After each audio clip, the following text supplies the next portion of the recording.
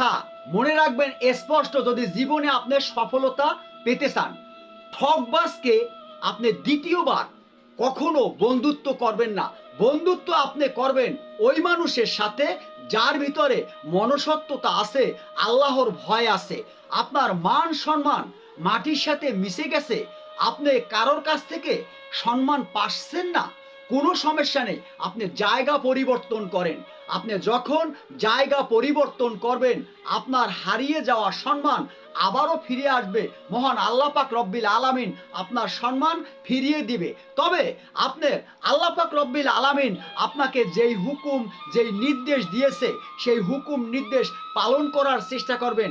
মনে রাখবেন, দুনিয়ার সুখ শান্তি ক্ষণিকের জন্য।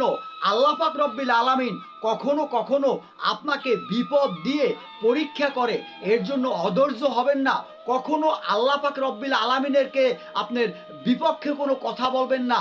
আপনি ৬০ ৭০ ৮০ বছরের একুলে মানুষগুলো বাঁচে না। এই পৃথিবীতে যত মানব জাতি এসেছে, দেখেন পূর্বপুরুষ যারা ছিল তাদের কথা আজ কলম কেউ মনে করে না। দাদার বাবা চলে গেছে পৃথিবী থেকে না ফেরার দেশে, সে কেউ কলম আমরা দাদার বাবার কথা স্মরণ করি না, দাদার কথাই স্মরণ করি। এর জন্য প্রতিটা মানুষ বাপ দাদা পর্যন্তই স্মরণ করে, তারপরে স্মরণ করে না।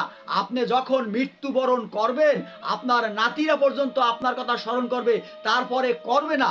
এর জন্য আপনি যদি এই পৃথিবীতে বেঁচে থাকা অবস্থায় মহান আল্লাহ পাক রব্বিল আলামিনের হুকুম নির্দেশগুলো সঠিকভাবে পালন করেন, তাহলে কলম আপনি মৃত্যুর পরে ওই জান্নাতে প্রবেশ করতে পারবেন।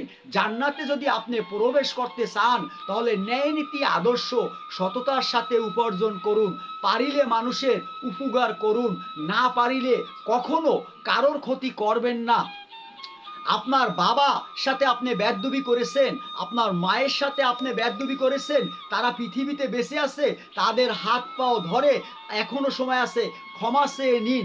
আর যদি তারা মৃত্যুবরণ করে, অন্ধকার কবরে যে জায়গায় আপনি মাটি দিয়েছেন, আল্লাহর কাছে দুহাত তুলে বাপ মার জন্য প্রতি উক্ত নামাজের পরে আপনি দোয়া করেন, মা বাবা আপনাকে ক্ষমা করে দিবে। মা বাবার মনে কষ্ট দিলে এই পৃথিবীতে সামরিক যদি সুখ শান্তি আপনি করে থাকেন, কিন্তু আখেরাতে আপনার মৃত্যুর পরে আপনার কলম অনেক কষ্ট হবে। অনেকে ভাবেন যে মৃত্যুর পরে কি হবে সেটা দেখা যাবে, এটা মনের ভুলেও করবেন না। আপনার স্বপ্নের মাধ্যমে আমরা দেখি একজন আর একজনকে ধাওয়ায়, একজন আর একজনকে খুন করে, বিপদে পড়েছি, হঠাৎ করে ঘুম ভেঙে যায়, দেখি আমি ঠিক আছি, আমি ঘুমিয়ে